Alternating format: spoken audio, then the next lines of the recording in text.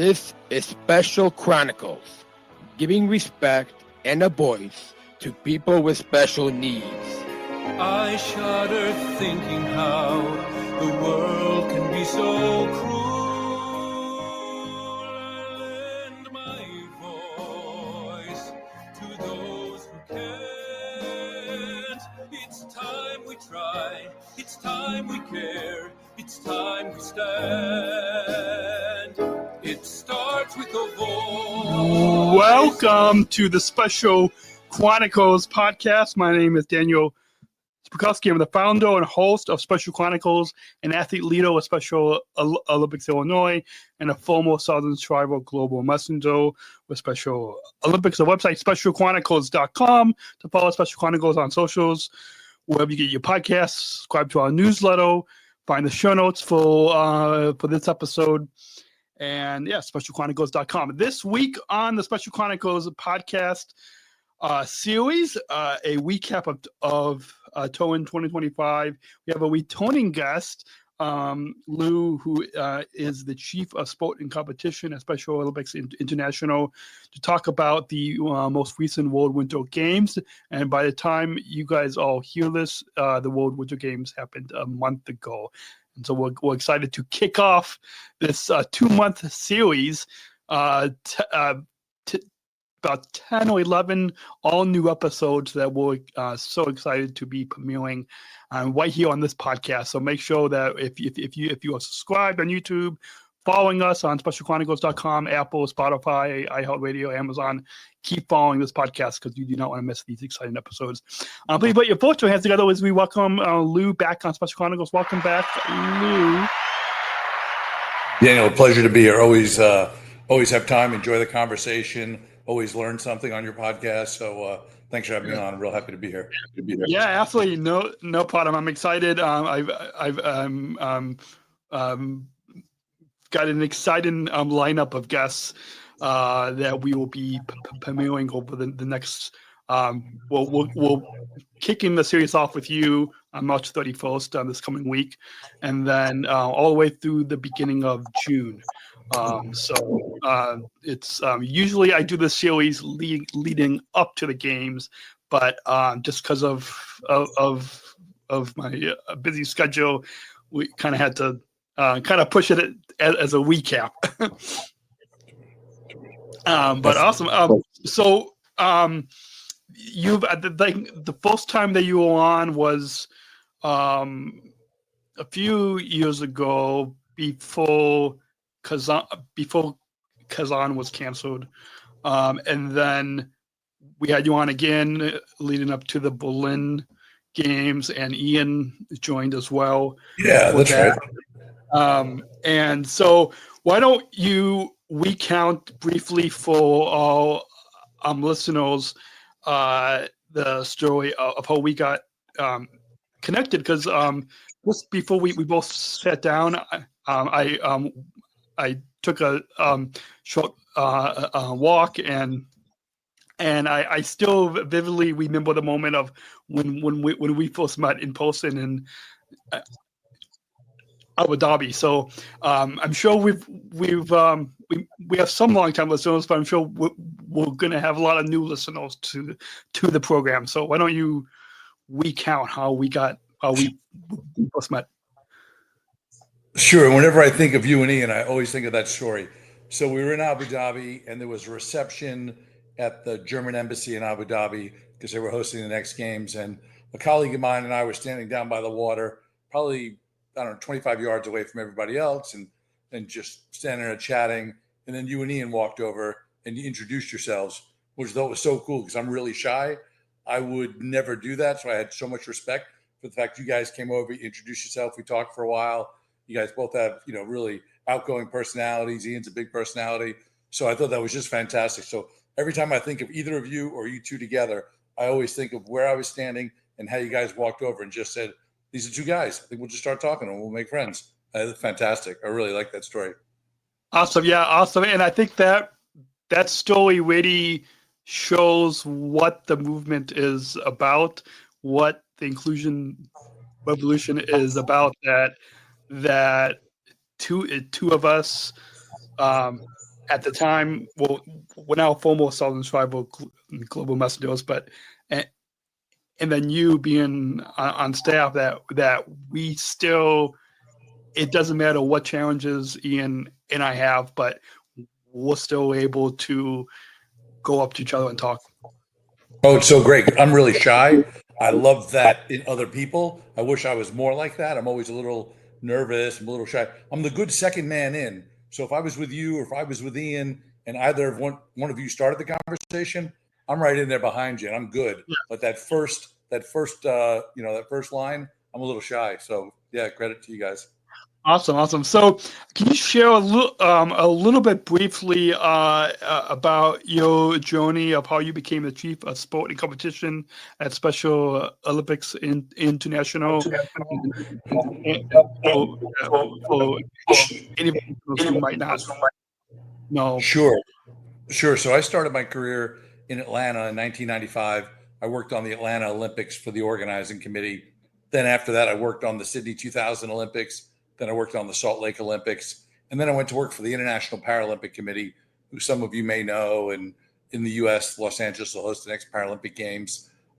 So went to work for the International Paralympic Committee. Then I went to work for the International Olympic Committee.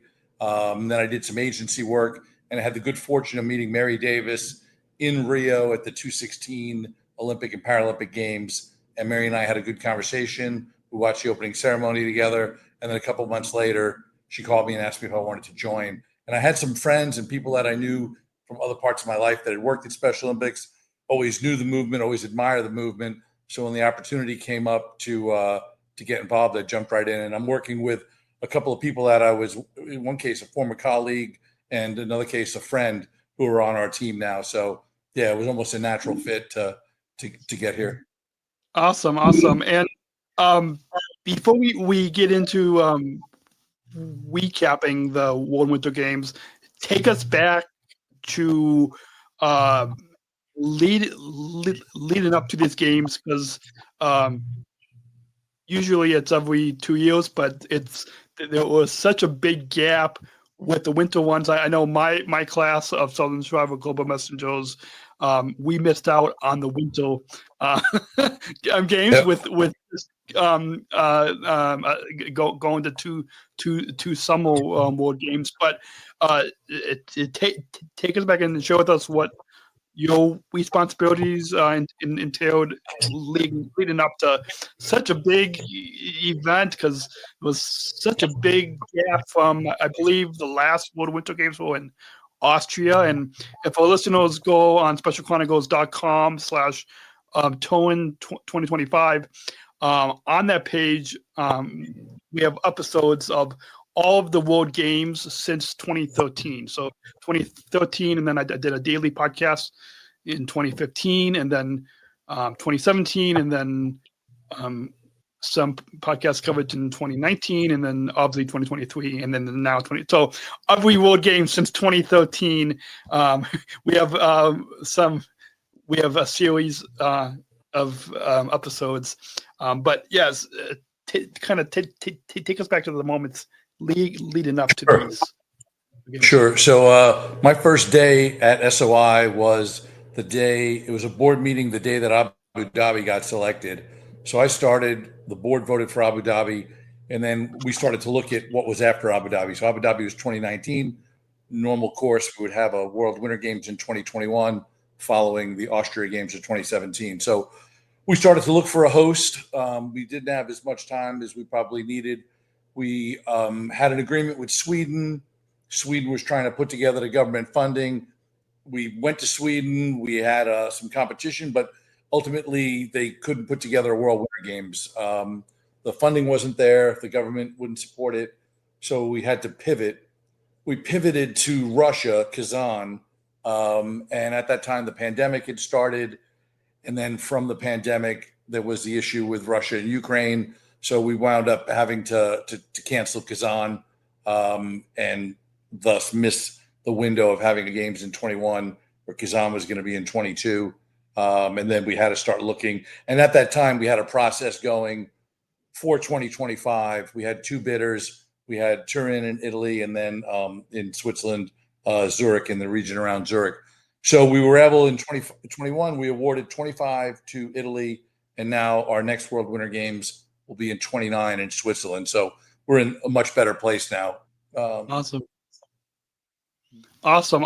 And we're going to go ahead and just take a short break to let all listeners know how they can support this podcast. Because if it wasn't if it wasn't for our supporters, then we wouldn't be able to keep the microphone on, keep the technology plugged in, the website hosting, audio hosting, video hosting. All of this is it's free for all of you to listen, but it costs money every month for us to keep this podcast and our programs going. And so we'll be back to recap the World Winter Games in Turin, Italy, with Lou right after this short break on specialchronicles.com. To let you all know that support for Special Chronicles comes from listeners like you. Please join our supporters with a monthly or one-time donation so we can operate our studio, continue our mission, give respect and voice to people with disabilities. Visit specialchronicles.com/give. That's specialchronicles.com/give. And if you want to access bonus content, including about a 5-minute pre-show of Lou and I just chatting after he got back from his walk, if you want to be able to watch that behind the scenes content, you can join now at specialchronicles.com/plus. I believe it starts at $10 a month and goes up, or just any one-time donation. You can join now at specialchronicles.com/plus to get access to that. Awesome. So Lou, the Special Olympics World Winter Games, as we both know, I'm sure some of our listeners know, it's a global event with athletes from all around the world. I know I was, you asked me in the pre-show if I followed some of the coverage, and I followed a little bit of the coverage, and then I was also getting some text messages from some people that I know that are over there, and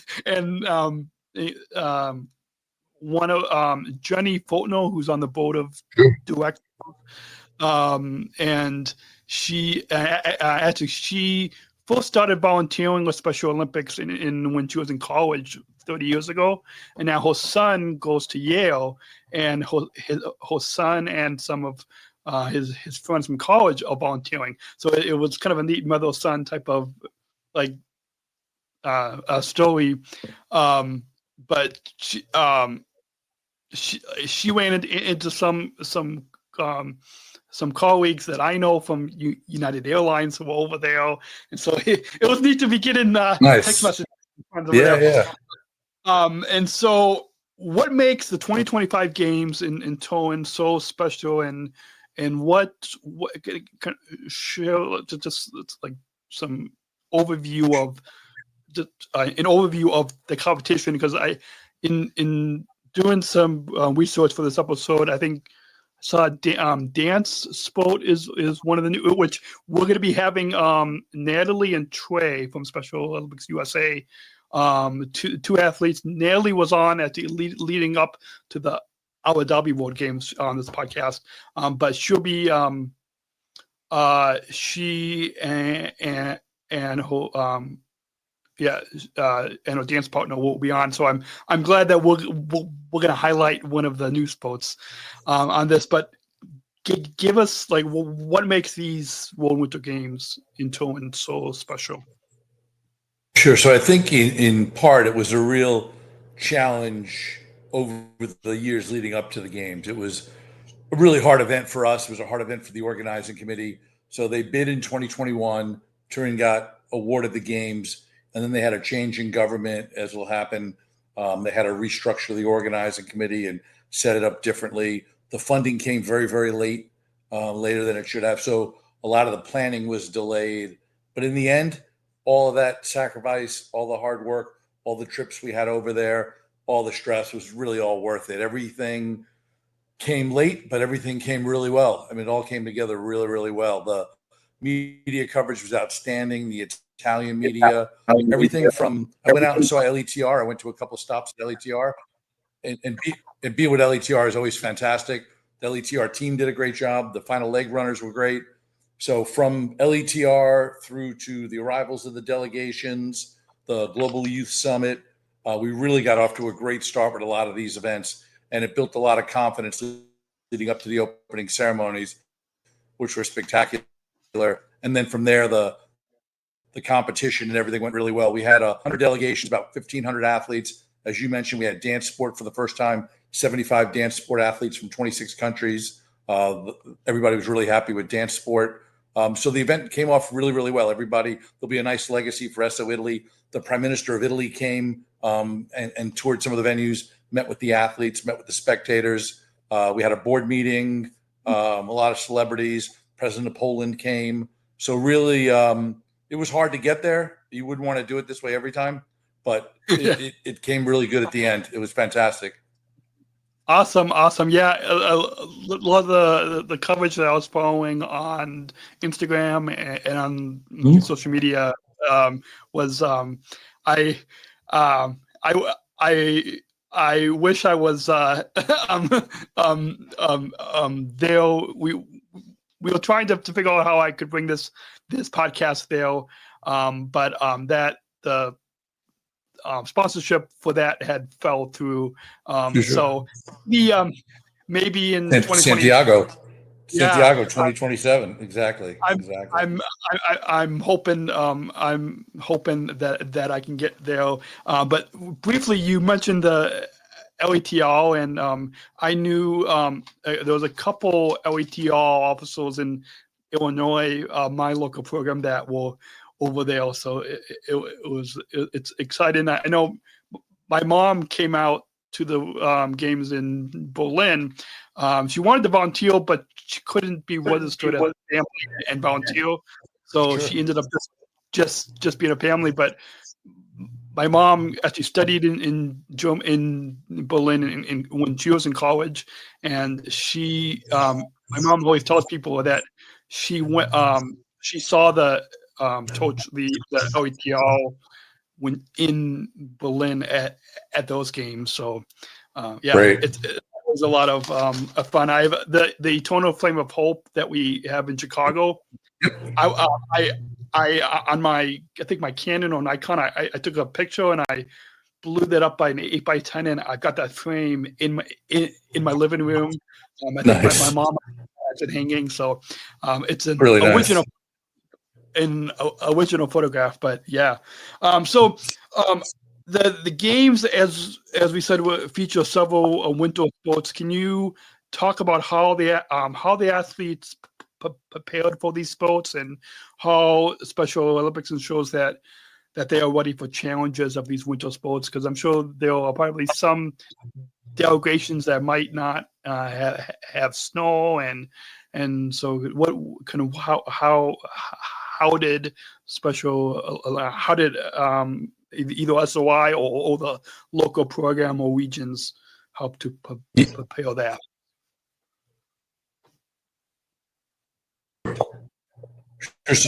So we work really closely with the 7 regions when it comes to quota and the allocation of quota. And you're right, we want to make sure that athletes are well prepared, well trained, that they have the right conditions for their sport. In part, this is why dance sport's a great sport and it's growing really fast.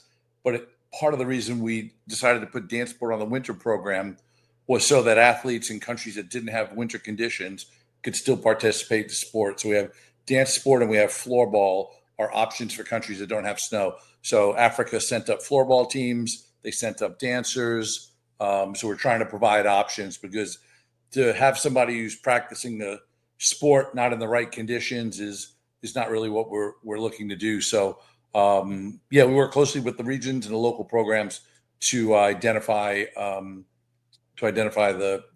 athletes and provide the quota to the programs. Yep. Awesome. And as we highlighted at the top of the episode, the importance of inclusion. I think the story that you shared about how we got connected really highlights that. But you share with our listeners, how is the inclusion of us athletes with intellectual disabilities being highlighted at the Winter Games, especially in sports? Oh, this was associated with able-bodied athletes? Sure. Well, we have unified, so we have unified floorball. But I'll tell you there's a couple of great things. I love MATP. I'm a big MATP fan. We're doing next level stuff with MATP. One of the coolest things was we had athletes like Kira Byland and several other athletes. Kira is the chair of the Global Athlete Leadership Council. She's from Great Britain, a cyclist, a really great athlete. But Kira was coaching MATP. So now you had athletes coaching athletes, which was great. The other thing I thought was fantastic is your group of Sergeant Shriver Global Messengers. They were involved in the crew. We had 2 closing ceremonies. We had one up in the mountains in the snow, which is where I was, and then we had one in the city in an arena.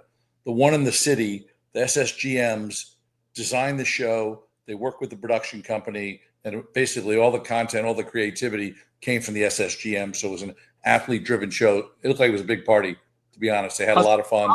Looks like it was a lot of fun. Awesome. Awesome. Yeah. So what our listeners are going to hear on next week's episode with upon Grace Payne, one of the SSGMs, and what you just shared and what she said. We really hope that, just like my class of Southern Tribal Global Messengers had a legacy, I think this class with the SSGMs leading the closing ceremony, hopefully this will lead to, in the future, SSGMs and athlete leaders leading maybe the opening ceremony or leading other, like, and where. And I think Tim and Mary have talked about how it's an athlete-led organization, and I think the legacy of this class of SSGMs, the legacy of these World Witcher Games radio, showing how it's an athlete-led. The other thing that was great when you talk about inclusion is they paired up SSGMs with media. And there was SSGMs gathering content. So they were interviewing athletes, they were interviewing coaches, they were interviewing family members, and they were creating content. So they were doing basically unified reporting or unified content gathering.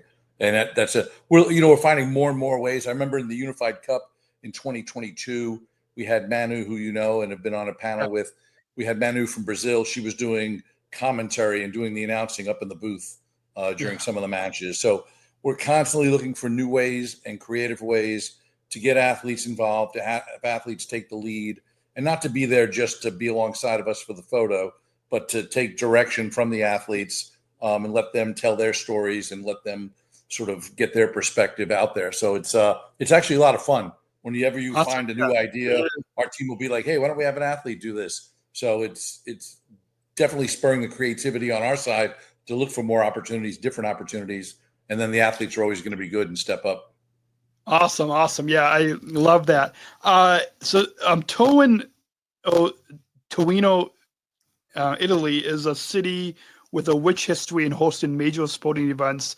What, as we talk about the city, Torino, and I think that the dance sport and some of the other sports were in cities nearby in the mountains.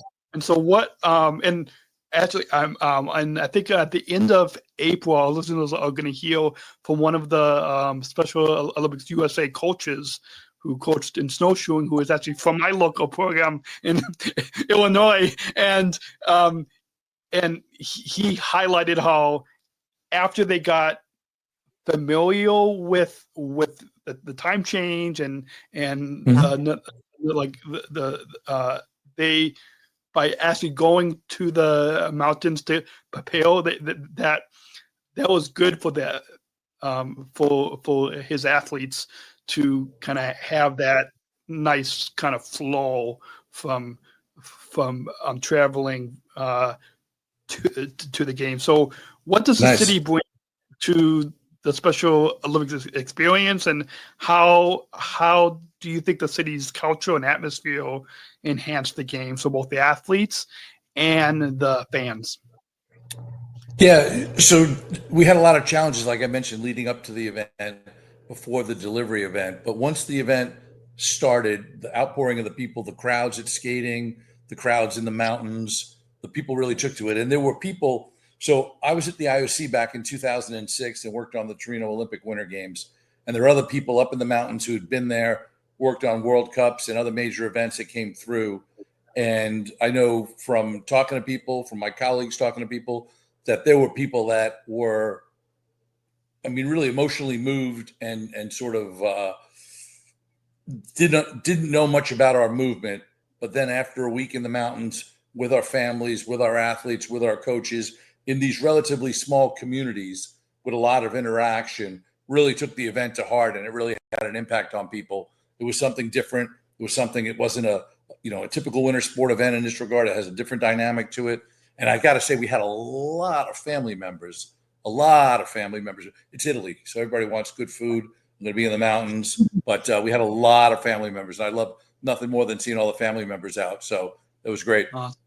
Awesome. Yeah. I'm going to have a few USA athletes on, and one of them really highlighted the Tylo Lagasse from, I believe he's from Massachusetts, who competed in alpine skiing, highlighted I think he co-authored a book with his mom, and he highlighted the importance of family, and so as we move into sports and competition, as the chief of sport and competition, how do you ensure the fairness of safety and competition while maintaining the celebratory spirit of the games?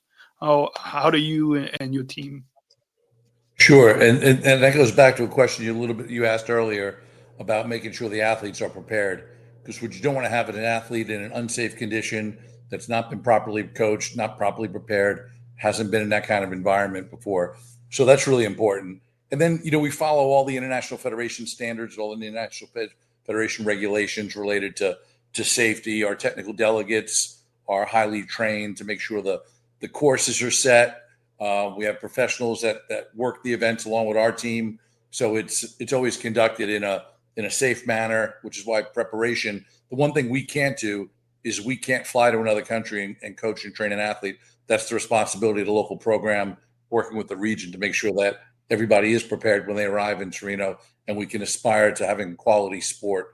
Because our goal is to build a platform in which each athlete, from an MATP athlete to the fastest alpine skier, that they can all achieve their best. So whatever your personal best is, it's not about winning a medal. It's about what sport can do for you and how you can achieve your personal best. And sport's going to help you with leadership. Sport's going to help you with social inclusion, with health, all that stuff. I mean, that's why we're all here. And, that's, to your point, this is why we're all, sort of in this movement. So we just create a platform in a safe environment, high level of competition that allows everybody at every ability level to try and achieve their best. So if you come prepared, the environment we set up is going to be designed for you to achieve your best. Awesome. I love that. And Special Olympics focuses, as we know, not only on competition, but also on personal growth and inclusion. And you highlighted that just a little bit ago, especially with the announced with the SSGMs hosting and leading the closing ceremony. How are these values integrated into the sport events themselves, beyond just the medals and athletes? And what our listeners are going to hear in a couple weeks, I believe, the 14th of April, with Tylo Lagasse. At the end of the episode, he really highlighted the importance of beyond medals. I'll leave that as a tease for our listeners to listen to Tylo's episode in a couple of weeks, because he really highlighted that importance, and I think a lot of us athletes, at least a lot of us athlete leaders, really highlight the importance of going beyond medals. So, how are these values of personal growth and inclusion integrated into the sports beyond the medal and the results? Sure. I mean, we're actively seeking more athletes who want to go down a path of being a coach, or we have a lot of athlete officials. So where we can encourage the next step in an athlete's development if they are committed to their sport. We've had assistant technical delegates with intellectual disabilities. We've had officials with intellectual disabilities. We've had coaches. So we want every element of sport to be inclusive. So we have unified sport on the field. No reason we can't have unified competition management, officials, coaches, and everything that surrounds the field also be unified. That would be the goal.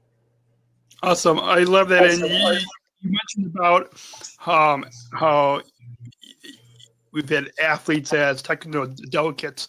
There's an athlete, Trent Hampton. I don't know if you've met Trent, but he is featured in a documentary called "All You Hear Is Noise." That we had a screening of it in Berlin, and Trent was actually on this podcast leading up to the Abu Dhabi World Games, and he competed in the triathlon event. And I've been a film consultant on this film, All You Hear Is Noise. But Trent has since then he's been a technical delegate at the Berlin World Games as well as the USA Games in Orlando. But I don't know if you've had a chance to meet Trent. No, I haven't, but I want to see that documentary. John Paul and our team, he was able to go to the screening in Berlin. I was not able to go, and he said it's one of the best documentaries about what we do. It is. Taylor Baker, who used to be. I know Tara. I know Tara. She's a producer on the film, and being a consultant on the film has been really powerful. I got to with Trent and Taylor. I hosted a panel discussion after that screening in Berlin. But I'll after recording, I'll send you a link to the website. But it's not right now. The filmmakers are finding a place to stream it. It's definitely it highlights, and I think by having a team of us with intellectual disabilities as consultants on the film, the filmmakers wanted to really highlight everything that Special Olympics is about. And it's another great story that came out of Abu Dhabi was our relationship with BWF, the Badminton Federation. They trained officials. It's one of our best sport partners. But they trained officials in the UAE who had intellectual disabilities, who weren't only officials for unified badminton, they were officials for UAE badminton. So they were doing all the badminton in the UAE. It wasn't just about our badminton. They were properly trained, and they became officials across all the badminton events in the UAE, which is what you want to see, right? That's beyond. Awesome. I mean, that's yeah. Awesome. So we touched a little bit on new and exciting sports being introduced to the 2025 Winter Games, but can you share with? And I believe dance sport might be one of the only new sports, but how did you and your team select which events were going to be part of the games, and how did you? Because I know one of my volunteer producers, Darian Packard, who is cheer. That's so cheer. Yep. Yeah, so cheer, and I know they've been working to get us all cheer, not just sideline, but be a sport. Yeah. So like for this dance sport, how did you and this might help to answer for if there's anyone listening who might have a new sport at an upcoming World Games, but how did you guys select, and maybe use the dance sport as an example of how did you guys select? Sure. So we use data from the census, related to how many athletes practice the sport, so how many programs report it, how many regions, and there are certain criteria. And we could bring a John Paul on our team manages that process, but a sport has to be practiced by a certain number of athletes across a certain number of regions and a certain number of programs in order to be on the World Games program. The World Games program it used to be that it was a fixed group of sports and nothing ever changed. But as we know in life, some sports become more popular, some sports become less popular. You get new sports that didn't exist. Pickleball didn't exist 50 years ago. Now pickleball's on fire, right? So we've got to react. We're no different than any other sporting organization. We've got to react to what people are doing. If we go back and say, well, you got to do a sport from the 1960s that nobody's doing anymore, we won't remain relevant. So we have to change and adapt. And it's all data driven. It's all on the number of participants.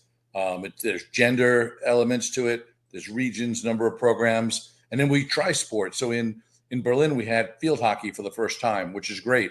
The federation, the Field Hockey International Federation, has been really super supportive. They came, they brought officials. That sport's growing. Other sports maybe aren't growing as much. That's a growing sport. Rugby is starting. We get calls all the time. So John Paul is working with curling. Curling's trying to grow, and maybe it'll start in North America and grow from there. So we always try and support the sports, get them with the programs, help with the introductions, and then, they can grow the sport from there. But we're always open to what's new, as long as it's safe. There's an international federation, so it's a, legitimate governing body that we can work with. Awesome. And I think as you were talking, another sport that it started is unified bag. So cornhole. Yeah. That's what it. And I know that my local club agency just in Illinois, I think we just started that a couple years ago, and so. That's another a sport, and I know we've had other sports that like I think the figure skating went away in my local program, but so it's neat to kind of to hear how you determine which events are popular, and I'm sure I don't think we have pickleball in Illinois, but I think so. Virginia has pickleball, and so it'll be interesting to see at the next 4 games what new sports. Is there? I know that it's still a few years away, but is there any? You don't have to give too much of a sneak peek, but is there any new sports that you and your team are looking at? So for Santiago, what we've done is we've gone to like a flexible sport model. So another part of the games is making sure that the host of the games, the host country, the region, that they have some input into what the program looks like. So we've set, here's a certain number of core sports. You must host these sports. These other sports are optional, and then propose sports that may be popular in your region, sports that you're trying to start. So there will be some different sports in Santiago, Chile, come October 2027. We will have a few different sports, and it keeps it nice. It keeps it fresh, awesome. And we're following what everybody else is doing. So it's not, awesome. We're off doing our own thing. We're following what the rest of sport is doing, this sports awesome. That are growing in popularity. And then the other thing we always focus on is keeping things balanced. Like we're trying to achieve, and we will in Chile, we'll have gender equity. We'll get to 50-50. We're almost there. In Turin, we made a big step up from Austria. So we've always got to keep that in mind, make sure that we'll be fully inclusive. Awesome. So the next World Games in Santiago, Chile will be in October 2025. Is that 27?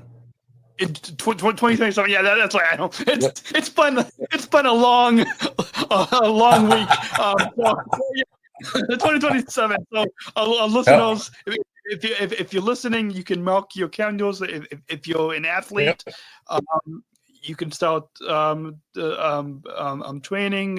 Coaches, I'm sure that those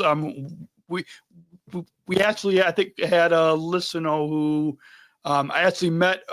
She lives near me, but she volunteered in Berlin, I believe, at those games. And Nice. so, Nice. so I have to say that's another thing we're seeing. We're seeing people who are coming back to our event, the delegation assistant liaison, so the dolls. There's a group of dolls that come to the events as volunteers. That I volunteered in Berlin. I had to come to Torino. I got to figure out how to get to Chile. So it really is. It's the athletes, it's the sport, but it's become a much larger community around these events.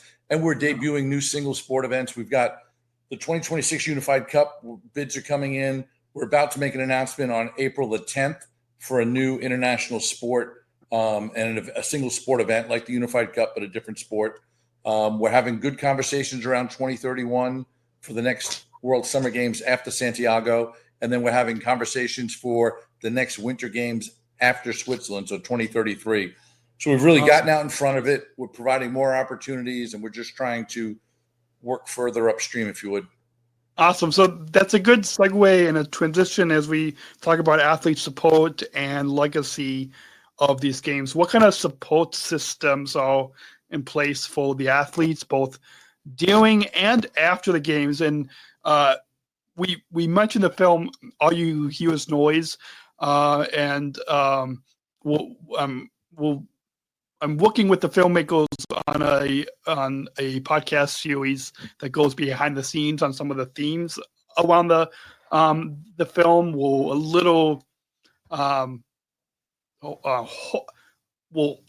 Hopefully we can premiere that at the end of this year, but we're still working on the series. But what the film All You Hear Is Noise is really, I think, highlights is. And this was something that myself and the others on the advisory team helped to really make sure that the film highlights is not only the athletes at the World Games, but their life after when they go home. And that's a lot of films and a lot of the media attention, like ESPN and the local media, like it's great, but that a lot of the coverage is only during the week or two of the games. And so what this film highlights is what happens after the game. So what kinds of support systems are in place so during but also after the games to ensure that the success and personal growth continues beyond the competition? And Dave, a lot of that's gonna depend on the program and how the program is set up back in their country, what resources they have, what kind of systems they have. The one thing that we are seeing is a lot more of when our delegations come home being greeted by the president of their country, by the sport minister, by the prime minister, having reception. So there's a celebration that continues that honors the national team, the Special Olympics program. So there is a recognition that comes with it. But beyond that, we don't really have any visibility. We'd have to talk with the regions. But we're hoping that this has created an opportunity for athletes to go back into their communities and sort of take what they've learned, take their experiences, share it with others, help grow the movement, right? Maybe they inspired a mother who didn't want their son or daughter to participate in sport until somebody from their village or somebody from their community came back. And so there's a lot of that. It's a lot of these athletes being inspirational to other people with intellectual disabilities, people without intellectual disabilities, to get out, to do something, to try something. And that's what it's all about. Awesome. Absolutely. And as we know, the Special Olympics movement is about building communities. How have you seen that the impact of these World Winter Games in Torino on the athletes' local communities and on a global scale in promoting inclusion and respect for those of us with intellectual disabilities? How have you seen both the local level, but also the global? Sure. On the national level, what I think is interesting is our event is different than a traditional sporting event where maybe just the Ministry of Sports involved. So if you look at the government of Italy had the disability ministry, they had the sport ministry, they had the tourism ministry. So there was a lot of focus from ministries not typically involved in this type of work. Or so there's the impact that now there are 3 or 4 ministers. The prime minister had never come to a Special Olympics event before. So now they experience, actually the second lady, so the vice president's wife and the presidential delegation came over from the US, and they had a fantastic experience. So we're making an impact and bringing people in that maybe hadn't had that experience, to see all the love and to see, the sense of community. So that's really where we're making an impact on the local level. And then the Special Olympics program, in the case of Special Olympics Italia, can take those relationships and continue to move forward, because they're a really good national program. Awesome. I love that. And you highlighted a few times of prime ministers and other political leaders coming to the games and embracing the athletes. What our listeners are going to hear on this series next, probably the end of May, is with Sean Ferguson. Ferguson, Sure. from the government, global government relations. And so I'm excited. We're mainly going to be talking about the Global Coalition for Inclusion, but I'm sure that a lot of the work that he does and that the Global Coalition does that also kind of tie in with what you do? 100%. In these, You're exactly right, Dan. 100% it does. So trying to bring people. In fact, here's an interesting story about Berlin. So we were in Berlin, and at the closing ceremony, the deputy minister of sport came. She was at Berlin for the end of the game. She came. She saw what was an amazing event. We spent a few minutes together. She went home and talked to her government, and that's how the bid from Santiago came together. It came together on the personal experience of somebody going, understanding what was happening, and thinking this was something they could take back, because they were getting ready to host the Pan American Games. They had some major event experience, but our event is so unique and it appealed to the strategy of the country, right? That's the other thing too. You've got Abu Dhabi was really good like this. You've got to look at the strategy of a country, where they're trying to go as a nation, as a community, and then what our event can bring to help them get there, right? So that's why the UAE was fantastic. Berlin was good. Yeah, absolutely. I love that. And with another note that and I know we keep kind of also kind of talking about past world games, but it's all these. I think these legacies kind of build upon each other. But at the Berlin World Games, which was the last time that my SSGM class was there, there was a emotional moment of all class before we were on stage. We all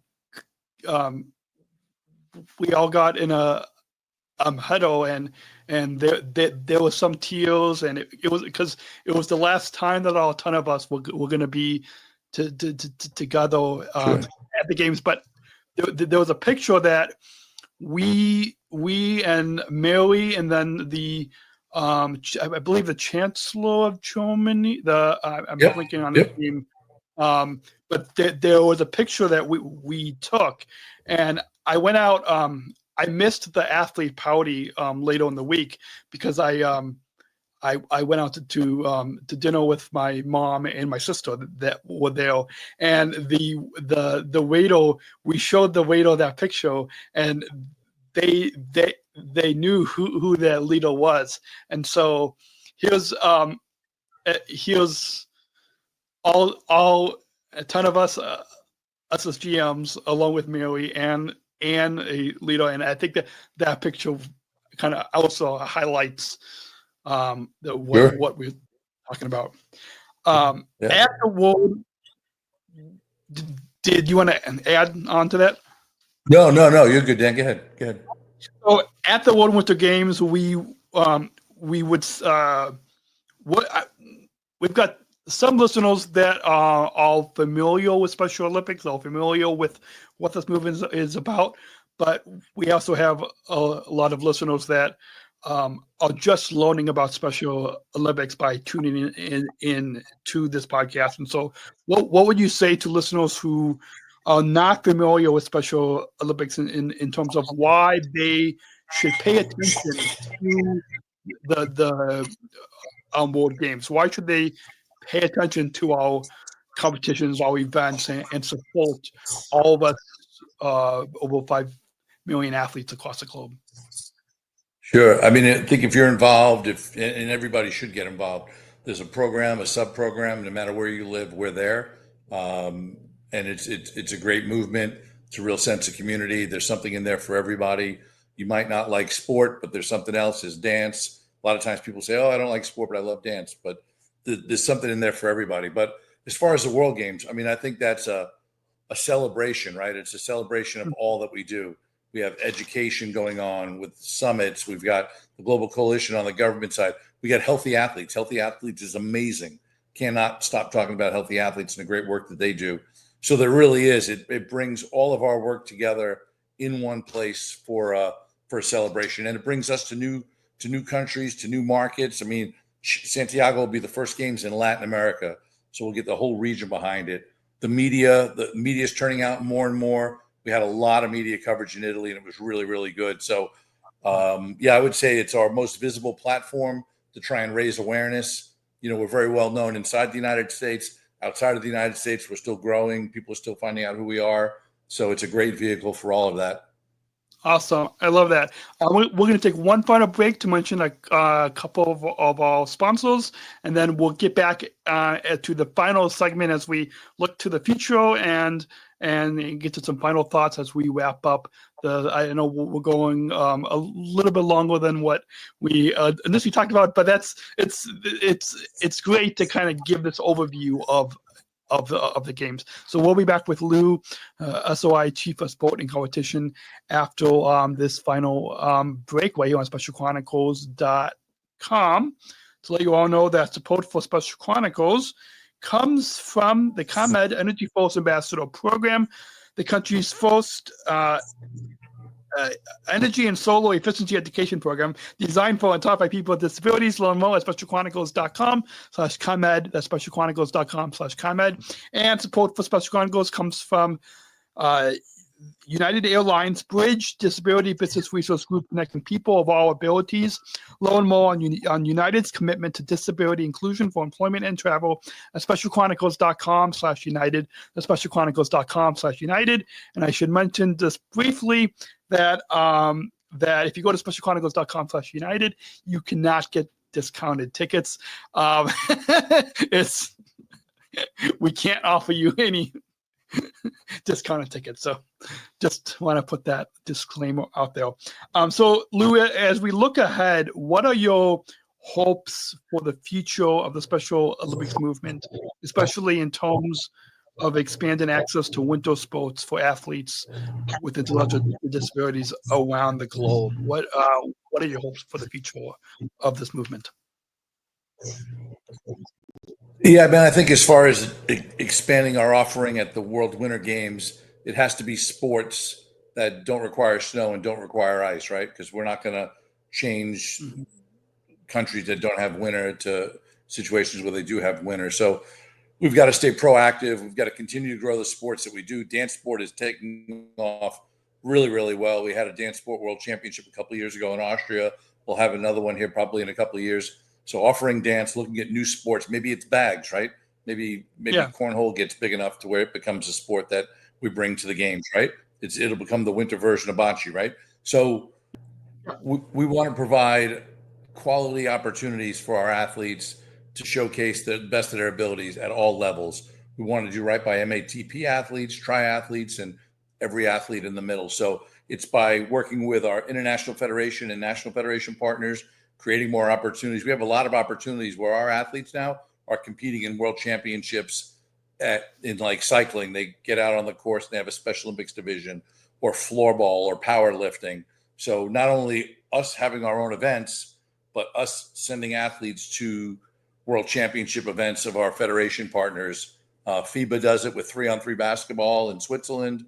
So again, just trying to identify opportunities, trying to build strong partnerships where our athletes are included with other tennis players and other swimmers and other cyclists. That's really sort of the goal. And then to keep working out ahead. So we've always got a pipeline of events and hosts and everything secured. So I think we're in good shape. It's been good.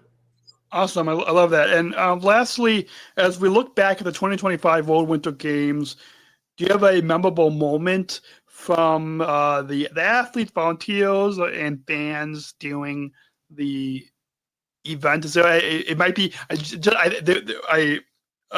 athlete that our listeners are going to hear from in a couple of weeks. I asked a similar question, and it was hard for him to pick a memorable moment. So is it so like? Do you have a couple that come to mind? I'm a big guy on families, and for me, the athletes are going to be great and they're going to do their best. But when I watched the reaction of the families, and it was a woman from Mexico watching her child ski, and there's a video. It went pretty viral, but the reaction of that mother, of that father, of thinking something is happening that maybe they couldn't have imagined when their son or daughter were born. For me, the impact on the families is one of the beautiful things about our movement. And then the other thing I loved was watching our athletes coach MATP athletes in the true definition of athlete leadership. So I thought that was beautiful as well. And I love MATP. So yeah, awesome. I love that. It's always exciting to hear the importance of families, but also the how athlete leadership is growing. I know my mom, after the first time that I competed, which probably I think about 20 years ago, I had a lot more hair back then, but my mom has always tells people that if the whole world were like Special Olympics, then there would be no worlds. And I think there's somebody, not from your team, but from another team at SOI, I think, has used that quote from my mom. But that quote, I think, without getting too political, but that quote from my mom, if the whole world were like Special Olympics, then there would be no worlds. I also kind of I think Tim has used it, to be honest with you. I think I've heard that. So I think Tim has used that one. Awesome. So before we get to the final question, do you have any final thoughts? I know I think this is the third time, and I think Tim has been on this podcast as a two-time guest, and I think now this makes you a three-time guest on this podcast.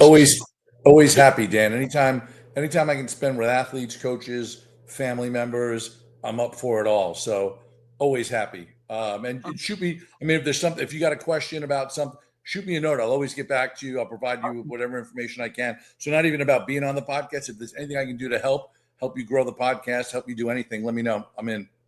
Awesome. I will. And hopefully I'll be able. I'm hoping to see if I can produce a daily podcast in Santiago. So hopefully, so if anyone is listening, if you want to help to sponsor that coverage, exactly. You can go to just email. My dad is my business manager. So if you all are listening, you can email adam@specialchronicles.com, and we can begin that conversation. But to introduce the final question, we've got a bumble. So let's go ahead and roll that bumble. We're not just athletes. We are the ambassadors of an uprising. Peaceful protesters. In a rebellion against anyone who has a fear of difference. Difference. Our demands are Equality. Dignity. And the recognition of our shared humanity. We will not stop or accept anything less. Today, our world is More divided than ever. And coming together has never been more urgent. The revolution is inclusion. Find out more at jointherevolution.org. So, Lou, ever since I attended the 2019 World Games in Abu Dhabi that we highlighted that story at the top of the episode. I've been asking this final question because we want listeners to listen and to consume this content, to listen to this podcast, but we also want our listeners to take action and to bring inclusion into their communities and bring it into their schools and workplaces and into their lives.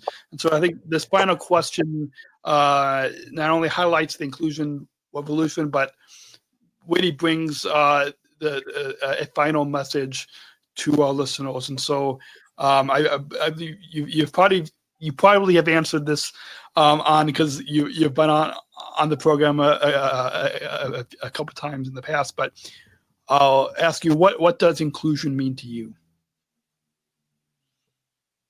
I mean, for me, inclusion is community. It's about opening up your community, opening yourself up to other people, to making yourself available, to looking at shared experiences and looking at the things we have in common rather than the things we don't have in common. So this is why, for be it sport or whatever you're into, that we do have a lot more in common than we don't have in common. And people tend to focus on the divisions, but there's more to be said for what we have as part of humanity, right? Part of the world and everything. So like you guys walking up to us in Abu Dhabi, I have a shyness that, like I said, I'm the second guy in. I'm good. We can have a laugh. Even like the LETR was great. Before the one stop at the LETR, I walked around and I could not believe when I see the patches of the law enforcement officers, how many I knew the place they were from. I maybe had a friend from there. I had driven through there. I knew something about it. So that made it easy for me when I knew that I could walk up to somebody and say something about where they were from. That got us started, and you just felt a real sense of community with the LETR folks, which is great. Awesome. I love that. So we've got a few final plugs for all of you listening in. If our listeners want to get involved with their local Special Olympics, or even at the next World Games in 2027, which a fun fact. So in 2028, I'll be celebrating 20 years of podcasting. So a year before these next World Games, I'll be 1 year away from celebrating 20 years of podcasting. And so, yeah, so kind of a neat connection there. But we've got listeners that are just listening to the audio podcast, and so they might not see the banner that I put up on the screen for our YouTube viewers. But how can you share with our listeners how they can either connect with the local program or even get involved at the next World Games? Sure. As far as connecting with the local program, like I said, we are absolutely everywhere. So if you're listening in the U.S., there's a state program, there's county programs, there's sub-programs, there's all sorts of opportunities to volunteer. There's opportunities to get involved with your school. If you don't have Unified Champion Schools, you can start a Unified Champion School program. That's the other great thing, too. You can get in and you can start stuff. There's all sorts of different experiences that you can become a part of. And no matter where you live in the world, we're there. And if we're not there, you can be involved in starting something. Awesome. So I'll put a link for all of you listening. You can look in the show notes for this episode, specialolympics.org.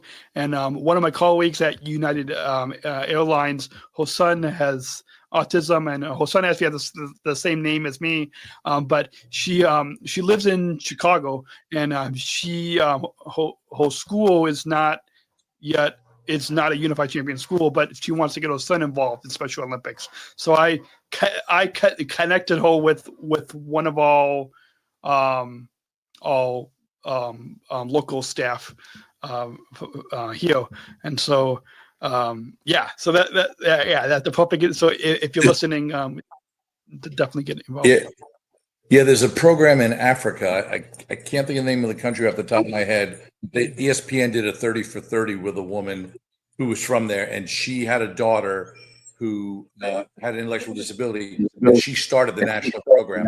And this goes back to the families. The families are so powerful and have so much determination that a mom started a national program that's thriving now and created opportunities for the rest of our community, which is great. Awesome. Well, and even this whole movement with Tim's mom, Eunice Cunny Shriver, it started with a family, and so yeah, families are definitely important. A few final plugs for all you listening. You can shop our merchandise store, our Disabled Voices Matter collection of t-shirts, hoodies, coffee mugs. 60% of the profits will go back to Special Chronicles, specialchronicles.com/shop. And go ahead, and if you're listening, tap that follow button right now. Lou and I will wait for you all to go tap that follow button and subscribe to this podcast, because I'll give you all a sneak peek on this series coming up after. We'll be talking with Grace Payne, a Southern Tribal Global Messenger, Tyler, who competed with Special Olympics USA in alpine skiing, Mary Malvin competed with SOI USA in snowshoeing, Jim Blumen is a coach who coached in snowshoeing, and then Natalie and Trey competed in the dance sport, Nick Mills competed in alpine skiing, and then we'll be talking with a few people who will on part of the Global Youth Leadership Summit. So we'll be highlighting that, as well as the Global Coalition for Inclusion. We'll be talking with two people from United Airlines, one of the global partners, and then we're hoping to talk with one of the SOI board members and longtime volunteers who volunteered with her son. And so those are some of the exciting episodes. You guys go to specialchronicles.com/Turin2025, and you can subscribe to that series and just keep following this podcast. Thank you again, Lou. It's always a lot of fun to talk to. I know, I think we said 30 minutes, but we've gone a little bit over an hour, but it's been such a fantastic time talking. Dan, really appreciate having me on, and anything I can do to help, let me know. Have a fantastic summer in Chicago. Chicago is a great city in the summer because you guys are in a hard winter, makes for a great summer, and everybody's outside having a great time. So enjoy your summer, buddy. Yeah, I absolutely will. I'll actually be competing in bocce at our local summer games. So Nice. I'm looking. But that's a new sport for me, so I'm excited for that. So awesome. So thanks again, Lou, and for we'll see you guys all next week, right here, same time, same place, specialchronicles.com. Have a great week. Bye. Thanks, Dan. Bye. Thank you for listening to this episode of the Special Chronicles podcast. Our podcast was produced by Daniel Smikowski on the Special Chronicles Network. Follow Special Chronicles on Instagram, Facebook, Twitter, LinkedIn, and YouTube. Subscribe, rate, and review Special Chronicles on Apple Podcasts, Spotify, or wherever you listen to podcasts. Our website, specialchronicles.com, where you can stream our archives of over 500 episodes for free. Also, there's a list of our favorites, original series, award-winning columns, and blogs. And sign up for our newsletter to receive exclusive bonus content delivered to your inbox. Again, specialchronicles.com. Special Chronicles is hosted by Podbean Podcast Hosting. Our live streams are powered by StreamYard. Thanks, as always, to our business manager, Adam Smukowski, who always encourages us to never give up. I'm Daniel Smukowski, back next week with more stories. Special Chronicles, giving respect and a voice to people with special needs.